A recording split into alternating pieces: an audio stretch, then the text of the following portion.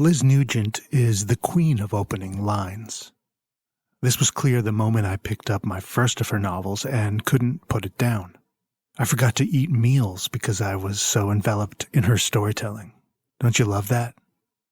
Ever since publishing Unravelling Oliver in 2014, she's been gifting us with deep, character-driven novels, windows into dollhouse worlds of twisted family drama, allowing us to reevaluate how we look at intergenerational trauma. It's never just for shock. Liz actually has something to say, and she's funny. Her 5 novels, Unravelling Oliver, Lying in Wait, Skin Deep, Our Little Cruelties, and Strange Sally Diamond have each been #1 bestsellers, and she's won 4 Irish Book Awards, as well as the James Joyce Medal for Literature. Damn. I had so many questions, and we only scratched the surface of why she writes the way she does, her struggles with the writing process, and her boundless fascination with weird humans. Today we are so lucky to have access to a unique mind in the fiction world, Liz Nugent. The author joined the podcast from her home in Dublin. Here's Liz.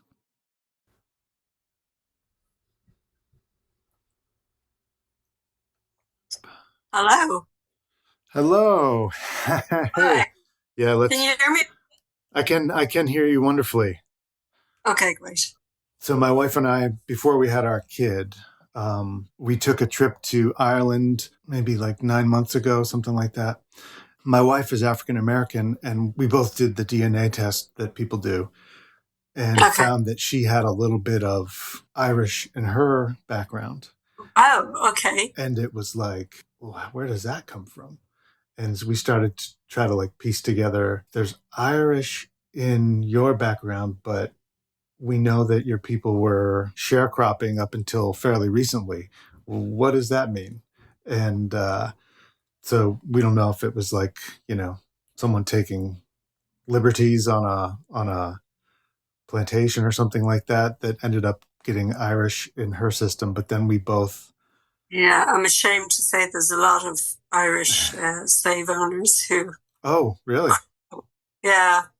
In history, there's a lot of Irish who went over and then became slave owners. Oh, that's crazy. So I hope that's not the case for her.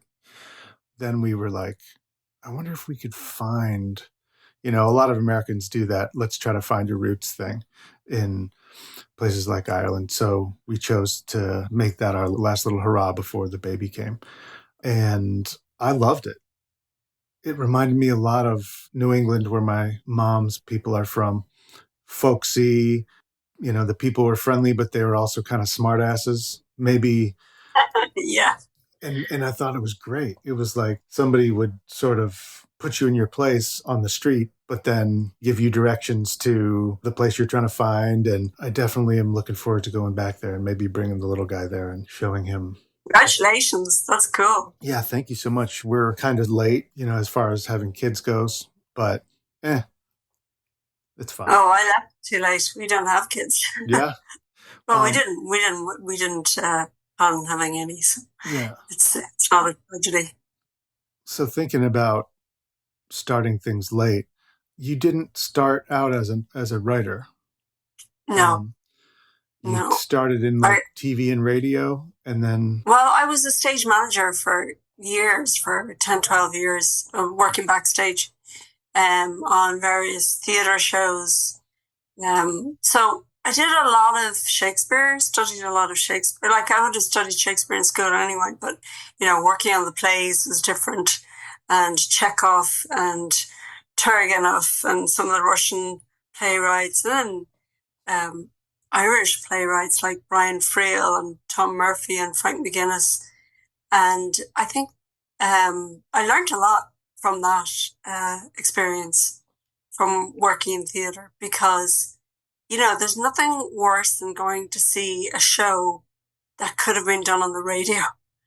So I tried to, when I came to writing a book, I was like stuffing it full of as much visual incident as I could, because I need the reader's imagination to work as much as, they're getting a story, but it can't all be told. It has to be shown. So there's various events that crop up in my books. You're never too far away from a big thing happening. Yeah, and so I mean, you do a lot of switching between points of view, and I thought that that would be a challenge to try to follow what was happening and all that kind of stuff. I just finished Little Cruelties, Oh or yeah, it's called Little Cruelties here. I don't remember what it's called over there, but or the little Our Little Cruelties or something like that. it's called Our Little Yeah. Cruelties here and Uh, Little Cruelties there. it seems like, especially someone with ADD, it should have bothered me. It didn't bother me at all. I was never struggling to find the thread. Oh, Um, that's good. and Yeah, and I couldn't believe because it because the timeline jumps. You know, you can be in 1973 in one chapter and 1982 in the next one, and then 1996 or 2007. You know, it does go all over the place. So I'm pleased that you weren't perturbed by that. no, and it was like even within that type of device in other books, even in some of your own books, it was like 1996 and then 1993 or something. It wasn't like 96, 78, 2015, 1980. It was small jumps backward. The brothers, I mean, there's a lot of sociopathy in your stories, and not really in that one, although I guess they're sort of like these micro sociopathies within. Yeah. Well, in Arnold Quilty, it's the first book I wrote that didn't contain like an out and out psychopath, whereas you know the others did. But yeah, they were more concentrating on character flaws, you know. So William was a deep misogynist. Luke he had his mental health issues, but he was also incredibly selfish. He only ever thought about himself. He had no concern for anybody else really. And Brian was mean. He was just mean. Out He for was jealous. himself, Yeah, jealous. Yeah. jealous and mean. But So also someone like Luke, I mean, the fact that he got into religion so early on. Usually my experience is when I know somebody who was really into religion as a kid, like that's odd here. It might not be in a country that's so Catholic. You know, only knew a couple kids who actually were interested in learning and studying and all that kind of stuff. And so my first yeah, thought is, probably why is he unusual so. here too. It is, okay. Yeah. I'm Yeah. thinking, what's wrong with him that he's trying to compensate for something else that's going on by It's becoming always something religious? like he's trying to make reparation for the sins of other people. You Yeah. know what I mean? Yeah. To make it okay for his mother. And, you know, she doesn't care for him at all. So he's trying to do something for her that will make her love him. But she's not capable of that because of her own background. All of my books deal with generational trauma of in one way or the other. And well, I suppose with Sally Diamond and with Our Little Cruelties, people can grow up with the exact same parents and turn out so differently depending on their upbringing, depending on their experiences growing up. So Sally, even though she's different and odd and unusual, morally she's on the nose. She's like she doesn't treat anybody differently. Like she treats black and white people, old people, young people, rich people, poor people. She treats everybody the exact same, and I think that's a wonderful trait in somebody. You know, I wish we were all a bit more like that. But yeah, she's a good person, and she's not flawless. Like she can be violent when she's threatened, but when you get to the end of the story, you realize why. People who are neurodivergent in a similar way as her, I think it's like it doesn't make logical sense to them to want to treat people differently. They're like, well, why would I treat them differently because they're black or because they're a woman? And you'd have to explain it and they say, yeah, I still don't understand. Like it's so much easier and so much, I guess, more pure. There's some innocence about someone like her where she's also not looking for the worst in people. She's, despite everything she's been through, not expecting more bad to happen. But she has obviously serious trust issues, but you know, over the course of that book, I think that the story takes place over 3 years, her story. And she's having 3 years of psychotherapy, fairly serious psychotherapy. I think it's twice a week to begin with, and then once a month towards the end. But, that really helps her to integrate into her community and to learn some social cues just to make her fit in better, like how she introduces herself. And it was fun to write her. It was really liberating to write somebody who has no filters. I was just able to take off all my own filters. And I wondered if that was liberating. As I would say the things I would like to say. Yeah, I mean, it's funny too. It's like, as I was rereading it and then kind of trying to find what to compare. I mean, the concept of this podcast is when I find a compelling story, I really want to find out what is it about that I'm so compelled by. And it's not good enough for me just to say, wow, that was a really good book that, was unsettling. Or, I like to find out what was it about that particularly that made that compelling. So the idea here is I grab a novel, a character like Sally Diamond, and a true crime case that I found similarly compelling, partly because, and I was thinking about podcasting, I wanted to make it two things that I would do anyway. So, if I'm already reading thrillers and then I'm also a big true crime fan, I'm thinking, how can these things go together? And it's helped me just learn about myself reading books like this. And Strange Sally Diamond, I compared to, we had this weird kidnapping case in Cleveland, Ohio, where this guy, his name is Ariel Castro, took 3 different women, kidnapped 3 different women at different times. And the first one he took, he had a child with in captivity. And the child grew up. Once he was no longer interested in the woman and he had the girl, he went out and kind of shopped the neighborhood for another and then another. And at a certain point, he had 3 women living in his house. And it wasn't a big house, just a normal house in the suburbs of Cleveland. And he kept them there for like 10 or 12 years. And with the child? Yeah. Yeah. And so the child was born in captivity.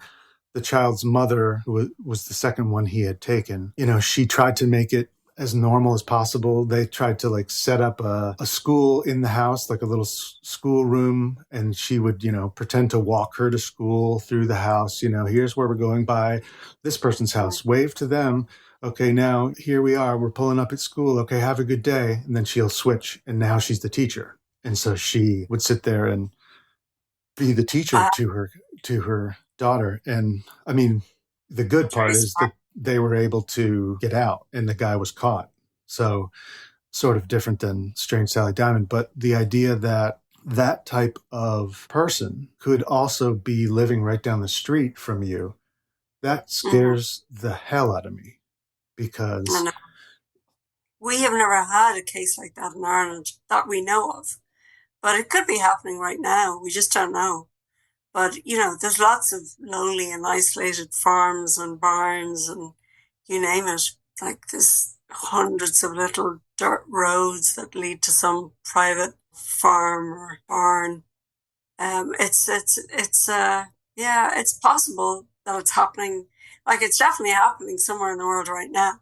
There's no doubt about that. But yeah, we haven't. The one, I didn't do much research on this, but I was aware of the case of Joseph Fritzl, the German guy who a couple of years ago, his victim escaped. I think she was called Natasha Kampusch or something like that. But can't remember whether she had a child with him or not. But she did. I was just interested in those cases where there was a child. And I wondered, what happens to those kids when they grow up?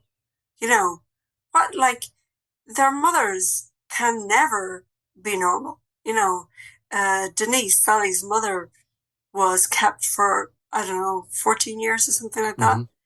And I don't know how she could ever be normal after that experience, that horrific experience of being attacked over and over again. Although I'm very careful not to describe that because I don't want to read it and I don't want to write it. Yeah. So, yeah, I don't go into any graphic descriptions of what happens in the room, but it's implied. And we know from the psychiatrist's notes what possibly happened. But, yeah, there's no descriptive, graphic sexual assault or rape or violence like that. Although there was a scene that was changed for the American audience. It was a scene where Peter is locked in with his mother when he's a child, and he's there for like 48 hours. And in the UK edition, he kicks her in the stomach when she's pregnant, almost causing her to miscarry. But he very deliberately, he straps on his boots and he kicks her very deliberately. And I had to change that for the American readership because, I don't know, my American editors thought that was too violent. I thought that was I remembered that from where Conor Geary is going out of town and leaves him in there and says, if you get a chance, don't be afraid to kick her, and beat her. And I remember that in there. Yeah, American version, he doesn't do that. Conor Geary says that, but the kid doesn't do it. Oh, yeah. Whereas in the UK edition, the kid does it. Oof. Well, it's funny because just any of these topics, especially if it has to do with kids, it's like, and it sounds like you're kind of similar, the idea of it is so dark and compelling that you want to write about it, but you don't want to actually write the details.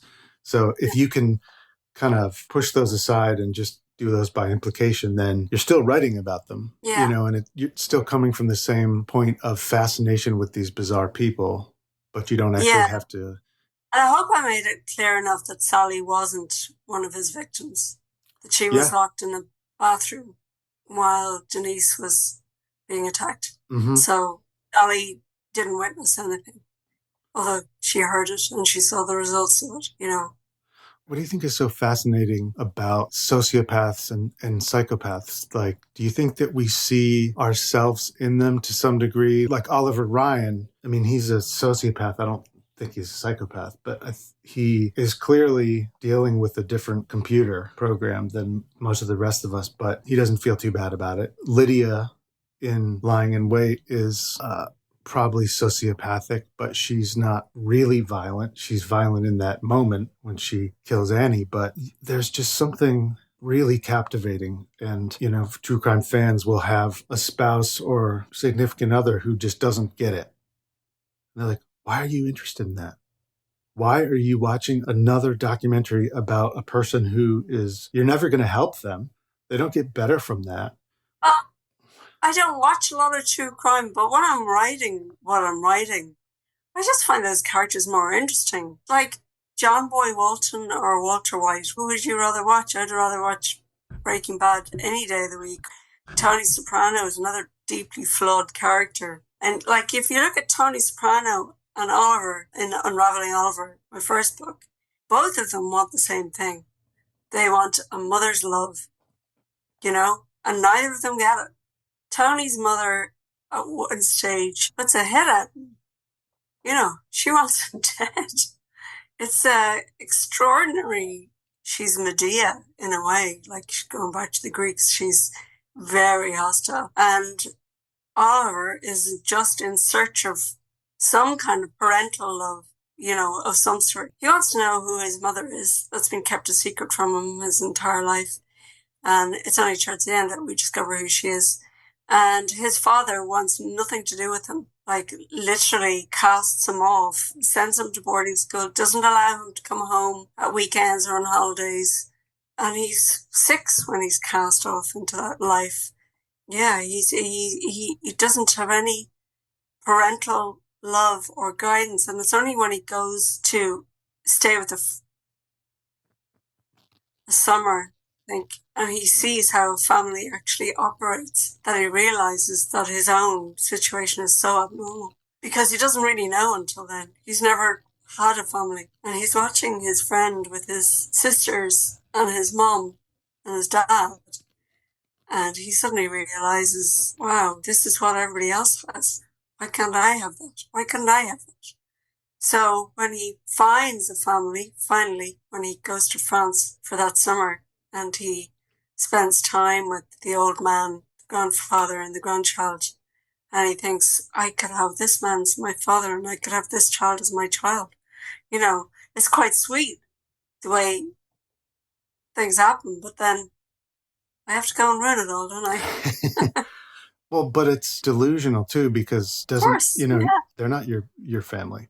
You're looking for something to hook into, and you don't a bastard child. I hate that word, but That's how he's treated, yeah, you know. yeah, absolutely. Do you read fiction? Oh, I read fiction my whole life. Like, I learned to read very early. I think I was 2.5 when I learned to read because my sister taught me before, because she was learning at the time. So she would come home from school and, we were a busy household with 6 kids. And my sister would put me on her knee and she'd be going through her book and I would be watching the letters alongside her. And I remember when she went to school and she learned how to do joined up writing. And I was so jealous. So I got a copybook and I copied exactly what she had written. I didn't know that these were words. I didn't know what the words meant. But I was desperate to write, when I was a kid. And so funny because now I fell out of love with writing. I know it's my career, but I really find it so difficult because I make up the stories as I go along. I don't plan anything. Like I just started with that line in Sally Diamond, put me out with the bins or put me out with the trash. And same with Unravelling Oliver. I expected more reaction the first time I hit her. Or, little Cruelties by the coffin. Mm-hmm. All 3 of the brothers were at the funeral, but one of us was in the coffin. And I just come up with that line, and then I have to think about who has said it. Who has said it, and who is he talking about? And it kind of, those lines, those one lines are where my stories start. And then I have to think who's saying them. Who is saying this? Like, the coldest one is probably Lydia in Lying in Wait. My husband didn't mean to kill Annie Doyle. Her. Yeah. Lying Trump deserved it. Yeah, exactly. We know we're not dealing with normal here, but that's where, I just come up with a hard-hitting opening line. Although somebody said to me, you're much better off to have a hard-hitting closing line, because that will make people read your next book. But it's worked for me so far. Yeah, so. And you want to have people hooked in. And it seems like most of those first lines are also the first lines used on book jackets or reviews. Like everyone sees that and they're like, oh yeah, she just wrote us the perfect log line for our show.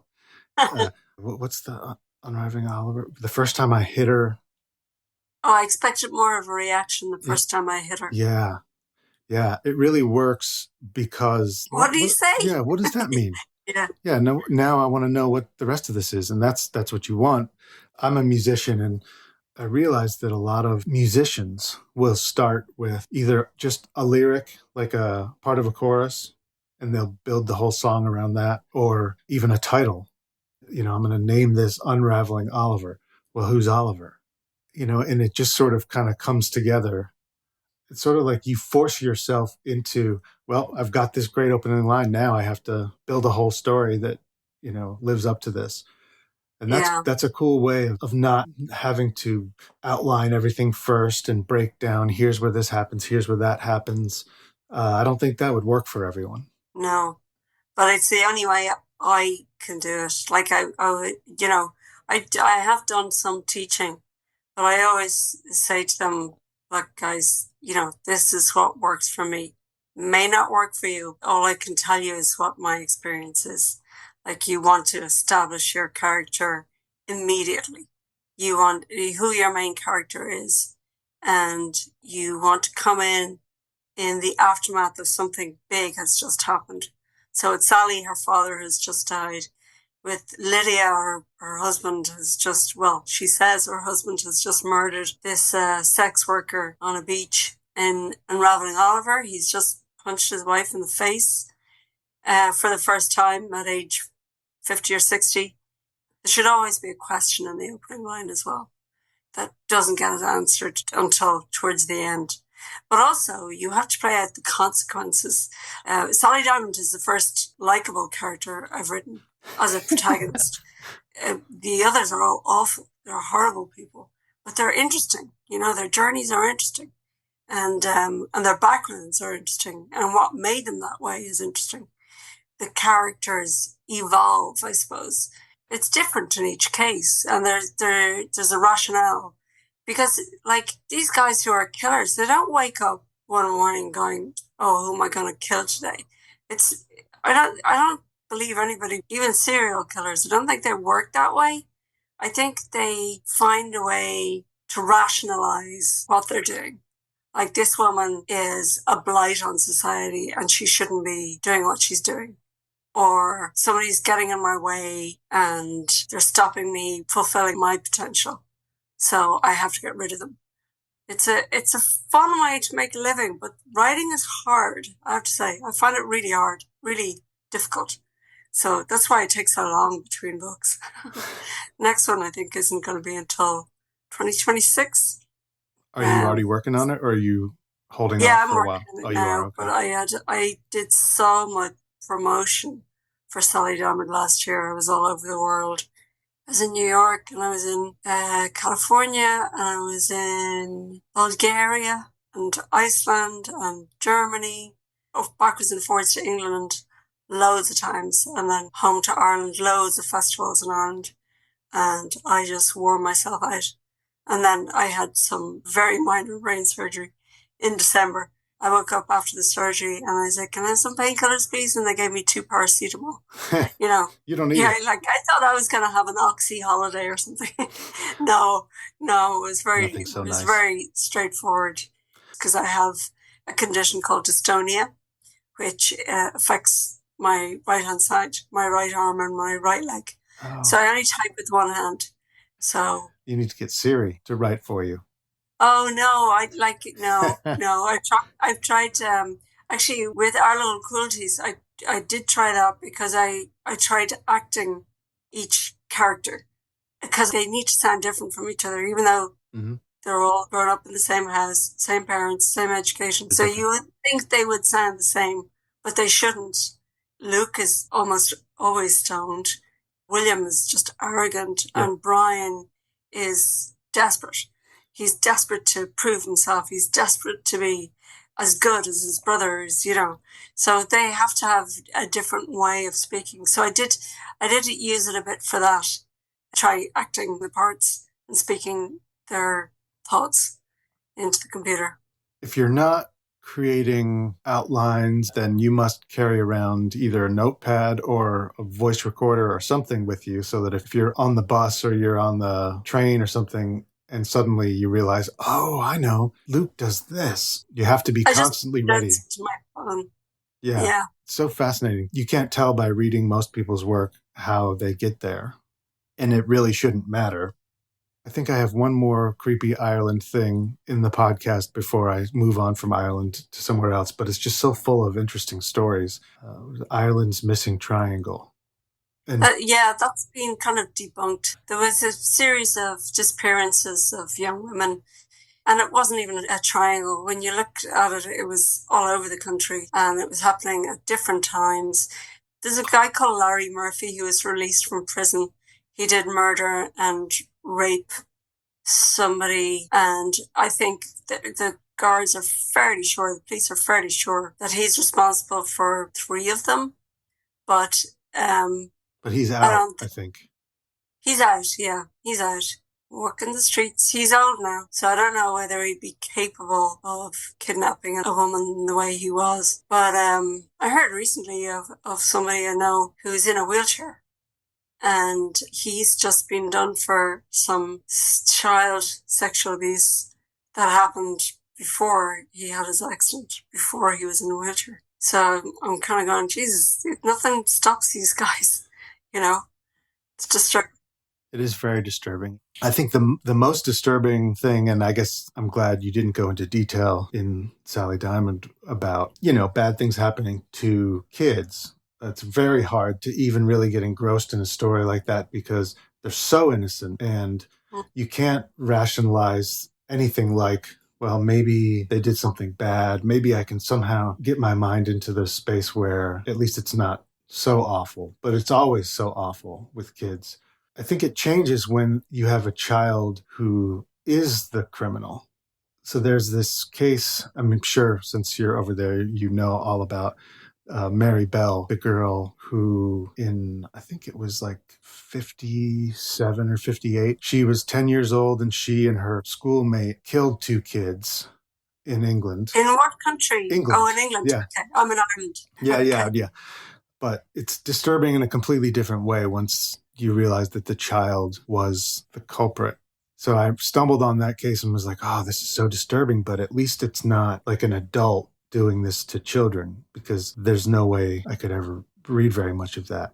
But then there was this novel, and when I kind of remembered it, I was like, oh, that's the perfect counterpoint for this, because Ian Banks, Scottish author, wrote this book called The Wasp Factory. It was his first novel. Oh, it's brutal. But the kid is the sociopath in that. He's the one who's demented. I think those disturbed kid books are really interesting. There's another one that you must read called The Butcher Boy by Pat McCabe. Okay. And it's just riveting from beginning to end. It's a novel? Brilliant. It's a novel, about a psychopathic child. But it's brilliant, absolutely brilliant. It's the first book I ever read in one go, actually. Ooh. And it's about maybe 300 pages, and I polished it off in one go. I could not put it down. It's amazing. Damn. Okay, McCabe. And it's weird because Ian Banks went on to become Ian M. Banks, who was like this big sci-fi writer, and most people know him from that. But as a librarian, especially early on when I was in my 20s and I was just really hungry for new books and all this, and I would interact with thousands of people who would recommend stuff and all this. And I remember the guy coming in with, like Chuck Palahniuk books and stuff that was kind of out there anyway. And I said, you read some interesting books. I wonder if you could recommend anything. And he was returning The Wasp Factory.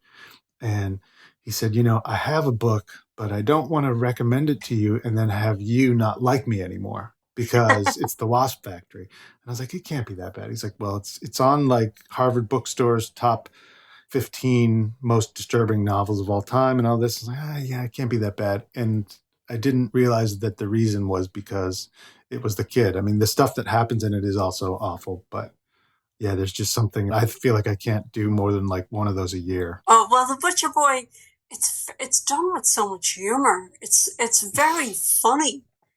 Like, you've got this psychopathic kid who is going around wreaking havoc on his town, but just, like, his thought process is so bizarre, it's funny. Like, you laugh out loud reading it. So it's not a heavy read, but when you've read it, you really feel guilty for laughing at all the things that have happened, because I won't tell you the ending, but it's what he's done is incredibly gruesome. I'll check it out for sure. I wonder if it's available on audiobook. Little Cruelties, I thought the audiobook, Unravelling Oliver, I read in text form. We went to Kilkenny, which just sounded like a cool town.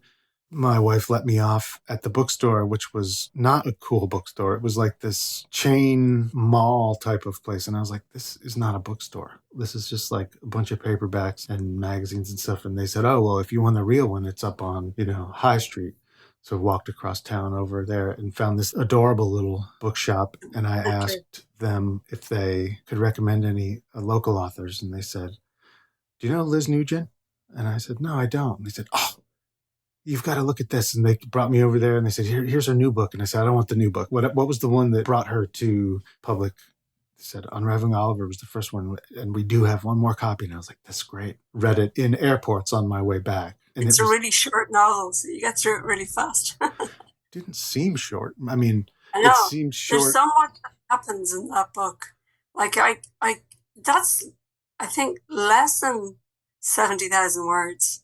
It's a very slim book, but there's a lifetime of activity for that character in that book. If only I knew how to do it. I don't know how I did that. because I've aspired ever since then to write short novels. But no, they just keep getting longer. And, I cut a full quarter out of Sally Diamond because, it was coming in at 125,000 words, and my publishers were like, no, you have to get it down to under 100. So I think I got it down to 102, but that's 20,000 words gone.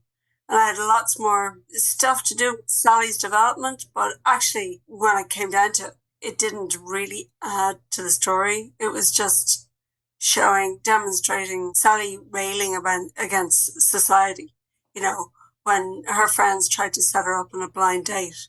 And she's just horrified because she doesn't know, and she ends up out for dinner, and there's this guy at the dinner with all her friends, and she's shoved in to sit in beside him, and she finds him a bit weird, and she doesn't like him, and then she finds out that she's been set up on a blind date with him, and she turns on her friends and she says, I told you I don't want a man, and you didn't understand, and you're imposing what you want from me on me, and this isn't fair.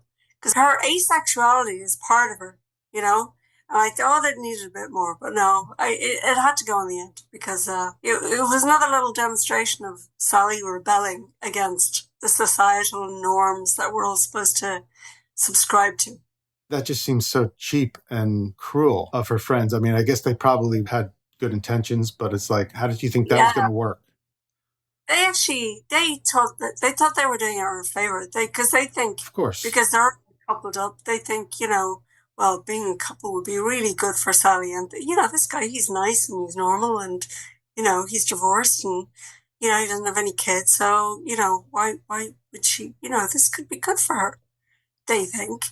Yeah, they're not getting it. Yeah. She's not on the same page here. Who comes knocking that sort of brings the whole house down is some annoying true crime podcaster. That's so perfect because it's like they want to blow up this story because it's going to make their channel big, and they can't wait to exploit this girl, and they're going to put it on anyway. So let's give her a chance to clear the air. True crime podcasters, we're kind of brutal. But it's COVID that rescues her from that, because then COVID arrives and so everything else is forgotten. That dominates the news.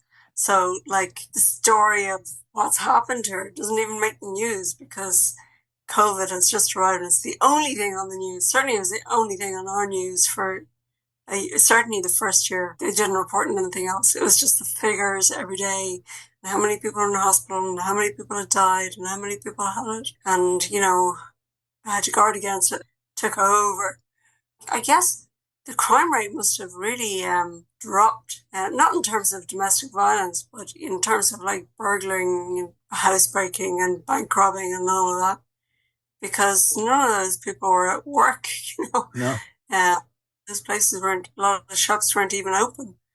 Here, it was only grocery stores and chemists that were allowed to open. So everything else was closed. You were in Ireland for COVID? Yeah. Oof. We had one of the longest lockdowns in the world. Oof. Yeah.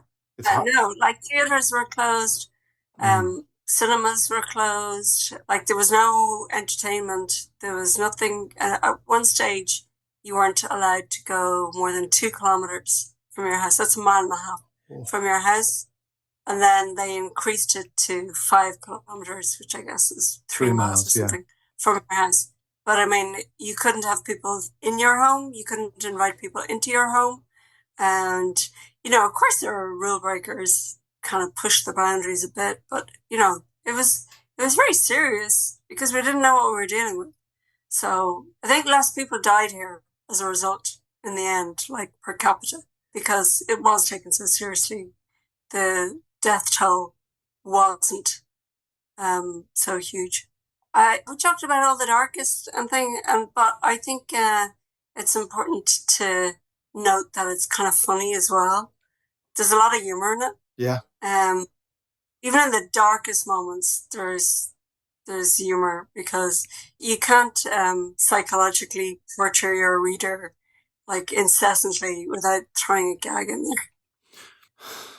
I haven't done the third book yet. Skin Deep? The Skin Deep, yeah. Skin Deep. I don't know why, but it's hard to find. Yeah, it wasn't published in America. Oh. My publishers thought it was too dark. But it's not, it's For not America? half as dark as Sally Diamond. I think you'd like it. Well, if this is your thing, I think you would like it. I don't know why they just didn't go for it. my next goal is to get all of them into the DC library system. Oh, brilliant, yeah. And I'm really looking forward to the next one. You haven't said anything about what it's about, but I can't say a word because I'm in the very early days of writing it. The only thing I can say is just a total giveaway. But I can tell you, now this may change, but the first line is, for the second time that month, I woke up with the wrong husband. that's great. Yeah, but that may change because I think structurally that's what happens in the middle of the story. So I might start with that and then go back to the beginning. But that's the thing that's rolling around in the background for you. So even if it doesn't end up in there, it's still part of the writing process for you. It's awesome. Well, thank you so much for talking to me. I can't wait to read the next one. I keep on talking about you. I keep on telling people Tana French is fine. Yeah, she's, Gillian Flynn is fine. But if you want something that actually means something, these books are heavily psychological and they really have characters. I do my best to paint a very full picture of everybody I write about. Novel Meets Evil is a true crime podcast where we compare literary characters from modern fiction to real cases to see what we can learn about human nature. You think you know your neighbors, your coworkers, your spouse, but the real creeps hide in plain sight every day. What's behind the curtain? What are they hiding? Do you really want to know? And why are you so eager to look? What are you hiding? I'm here to tell you that there's nothing wrong with looking. Just don't stare. It'll give you the creeps.